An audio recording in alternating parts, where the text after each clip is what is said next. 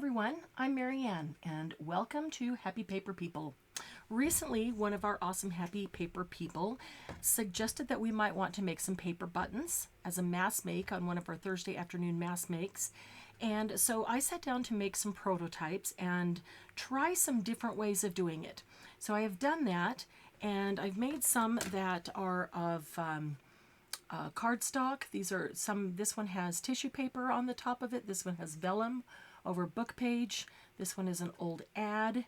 It's cardstock with velvet or flocking, different things like that. And then I made a bunch that are book page and music page. They make really cute buttons. Some are inked and some are not inked. So I learned a few things along the way and thought I would just share with you quickly some of the things that I found worked better than others. So I first started out by cutting out lots of little circles for the small one. This is a 3/4 inch circle. And then I would grab one, glue it to the next, grab another one, glue it to the next, until I had 6 or 7 or 8 thick, and that would make a good button. And that was really laborious and took a very long time. So then, and I thought, how am I going to make the button holes? There's several different ways to do that. I got some buttons that are the same size, so I could put it over it and just stick a pencil down, make a mark, cut the hole, or I could take an awl and put it through there. Either way. So then I thought there's got to be a faster way. So I took book page. Here I've taken 6 or 8 pages of book page here. I want to say probably 6. And I've already glued them together. So they're since they're glued together, I can go ahead and just go down the line here and pop out a bunch of circles. Circles being buttons. Just dropped one on the floor, so I'll do one more. Okay, and so I can just go all the way around, tear off the edges, go all the way around again, and get most use out of this page. Now, when it came to the music pages are larger. So I don't want to really have to worry about stacking 8 of these together and gluing them. So you could grab some old cardstock or even scrapbook paper that you don't care about or care for and glue it together to make a base, and then just cut out one that you're going to put on top of it, one music page that you're going to put on top of it. Or you could fold it. This is kind of a standard music book size, and so it's a large one. Some are smaller if they come out of old hymn books. Rarely are they larger than this. Okay, I folded it in thirds, so now I have 3 layers, and then I'm going to fold it in half, so now I have 6 layers. Okay, so if you fold it like that, and then you go back and open it up and just glue it. So you glue the 3 layers down, and then put glue here and glue it, fold it in half. Now you have 6 layers. 6 layers ready to go. So now I can come along with my punch, and I can just punch out. That'll be cool. It says waltz on it. I can just go down the row and punch out a bunch of buttons that way. Now, don't throw away the skeleton from your punches, because that's nice and thick, and that will make a nice stencil.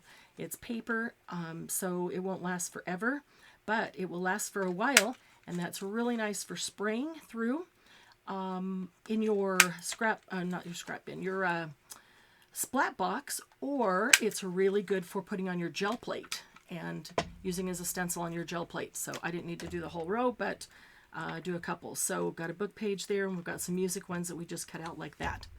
So there it is. There is the actual button. Then you can cover it with a paper glaze. Now, a paper glaze is, let's see, one of these been covered. Paper glaze is thinner. I'm looking for one that has paper glaze on it.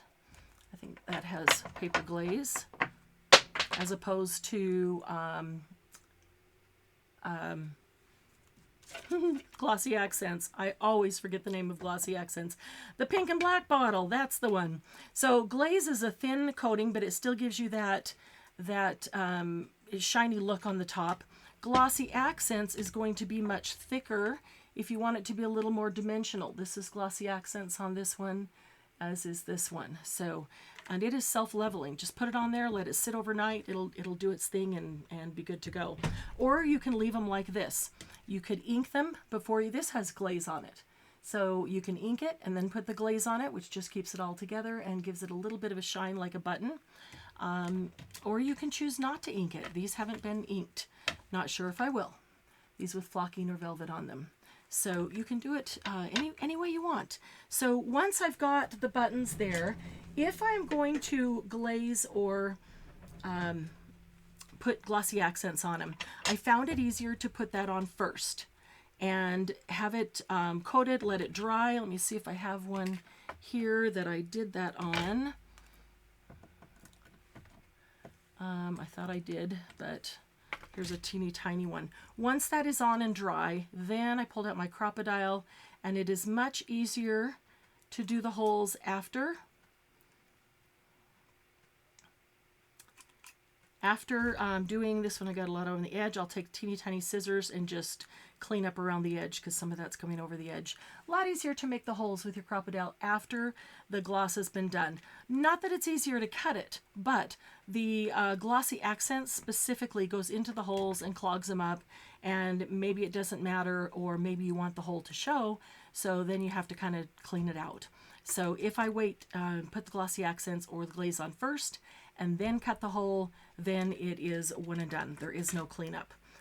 Here's another one that's been glazed. Just as easy to do.